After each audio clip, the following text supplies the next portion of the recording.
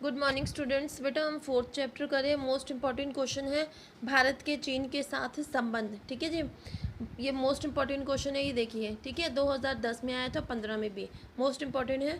भारत चीन संबंध जो है काफ़ी उतार चढ़ाव रहे हैं। ठीक है, बनते बिगड़ते रहे इनके रिलेशन। और 1949 की क्रांति के बाद चीन में साम्यवादी शासन स्थापित हो गया था। ठीक है, 1954 में भारत और चीन में ऐतिहासिक पंचशील मैंने आपको पहले बताया हुआ है। ठीक है, पंचशील घोषणा पत्र पर हस्ताक्षर हो गए थे और 1959 में ही, ठीक है, 1954 में साइन किए थे।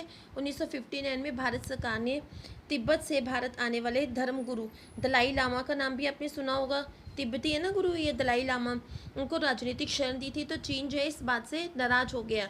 इसके बाद क्या किया, भारत और चीन के बीच सीमा का विवाद जो है शुरू हो गया और अभी भी कंटिन्यू है। आप लोग ने देखा होगा, अभी भी कंटिन्यू चलता ही रहा है इनका ये विवाद। ठीक है, चीन ने अक्टूबर 1962 में भारत पर अटैक कर दिया। ये मोस्ट इंपॉर्टेंट है कि पूछा जा सकता है आपसे 1 मार्क्स में। ठीक है, उसने अटैक कब किया, 1962 में किया और भारत को अपनी रक्षा के लिए चीन से युद्ध करना पड़ा। ठीक है, और जिसमें भारत की हार हो गई। कब हुई थी, 1962 में युद्ध हुआ था। भारत चीन युद्ध के बाद भारत और चीन के संबंध बिगड़ गए और लंबे समय तक दोनों देशों के बीच कोई भी जो है तनावपूर्ण रहा। फिर 1970 में क्या हुआ, दोनों देशों की विदेश नीतियों में परिवर्तन हुआ और फिर 1976 में दोनों देशों के बीच फिर से राजनयिक संबंध स्थापित हो गए। ठीक है, लड़ाई कब हुई थी, 1962 में, और संबंध कब इनके बने थे, 1976 में। ठीक है, 1988 में भारत के प्रधानमंत्री उस टाइम कौन थे, राजीव गांधी, चीन की यात्रा पर गए और फिर जो है चीन की यात्रा पर गए तो फिर उन दोनों में जो है विचारों का तालमेल हुआ। ठीक है, और फिर ये जो यात्रा थी मील का पत्थर साबित हुई, मतलब इनके काफ़ी जो है विचारों का समन्वय हुआ और जो है आपस में कंट्रीब्यूशन इनका बहुत हुआ। ठीक है, 1954 में फिर क्या हुआ, पंडित नेहरू की यात्रा के बाद किसी भारतीय प्रधानमंत्री की पहली यात्रा थी। मतलब पहले कब गए थे, 1954 में गए थे, उसके बाद 1988 में गए थे, तब कौन था, राजीव गांधी गए थे। ठीक है, और जो है उसके बाद यात्रा के दौरान जब राजीव गांधी गए थे, सीमा विवाद सुलझाने के लिए संयुक्त कार्यदल की स्थापना, मतलब एक समझौता हुआ था और इसके जो है जो है इस पर हस्ताक्षर हुए थे और इसके अलावा 3 और समझौते भी हुए थे सीमा विवाद को हल करने के लिए। ठीक है, राजीव गांधी की यात्रा के बाद दोनों देशों का जो सिलसिला आना जाना शुरू हो गया।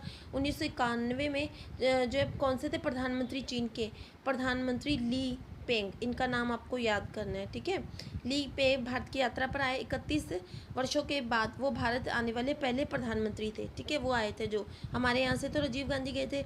इस यात्रा के बाद दोनों देशों के प्रधानमंत्रियों ने पंचशील के सिद्धांतों पर मतलब अपने जो आस्था व्यक्त की, हस्ताक्षर हुए इनके। फिर PV नरसिम्हा राव चीन की यात्रा पर गए।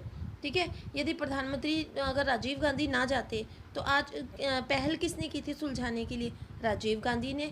किसको, चीन जो सीमा विवाद था, भारत और चीन की सीमा विवाद किसने सुलझाया, राजीव गांधी ने पहल की। फिर नरसिम्हा राव गए थे।